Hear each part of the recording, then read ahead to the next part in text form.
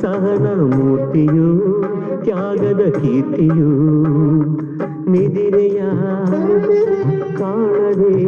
ಮನೆಗೆ ಕಣ್ಣಾಗಿ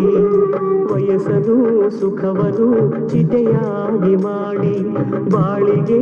ಆರತಿಗೈದ ದೇವತೆ ಬರುವೆ ಎಂದು ಹೊರಟೆಯ